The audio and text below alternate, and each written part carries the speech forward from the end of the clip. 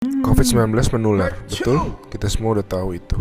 Parahnya karena masa inkubasinya bisa sampai 14 hari, orang bisa positif corona tanpa demam dan batuk. Gak kelihatan. Kalaupun dia nanti batuk dan demam, bisa jadi itu bukan corona, bisa jadi flu biasa. Jadi bingung kan? Nah, saat ini cara yang paling akurat yang kita punya adalah dengan testing. Pemerintah ini sedang mempersiapkan testing massal di hari-hari ke depan. Pesan utama video ini adalah jangan panik ketika nanti setelah testing massal, angka positif corona kita naik tajam.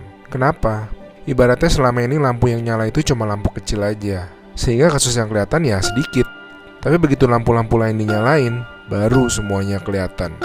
Jadi kalau nanti dalam sehari angkanya naik tinggi, artinya bukan dalam sehari tiba-tiba terinfeksi menyebar. Oh my god, penyebarannya cepat sekali, dalam sehari naik sekian. Lebih tepatnya, dalam sehari kelihatan banyak kasus positif yang terinfeksinya itu dari kemarin-kemarin, tapi belum kelihatan. Ngerti ya bedanya ya? Pahit emang rasanya ngeliat fakta, tapi ini penting banget. Makin kelihatan, makin mereka bisa diisolasi sehingga nggak nularin ke orang-orang yang lebih banyak lagi. Korea Selatan tuh ngelawan COVID dengan cara ini. Mereka ngetes 300.000 orang dalam 7 minggu, sehingga mereka nemuin 8.000 orang yang langsung diisolasi, sehingga tidak menginfeksi khalayak yang lebih luas lagi. Kurva mereka langsung gepeng. Alasan lain untuk tidak serta-merta panik, COVID-19 itu penyakit dengan berbagai tingkatan menurut WHO. Secara statistik, sebagian besar kasus-kasus yang akan positif nanti akan masuk ke dalam kategori sedang.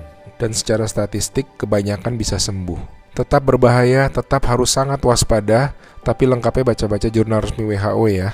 Di hari-hari ke depan kita akan lihat banyak orang positif corona, teman-teman kita, saudara-saudara kita. Tapi ingat, jangan jadi stigma. Corona itu bukan aib, dia bukan dosa, dia bukan kesalahan orang itu sendiri. Jadi kita tetap harus waspada, harus menjaga diri kita tidak terinfeksi. Kita malahan harus bantu mereka untuk jadi sembuh. Jadi akhirnya masif testing itu perlu, supaya yang sakit dan tercecer di sana-sini bisa diisolasi sehingga tidak menimbulkan lebih banyak orang yang terinfeksi.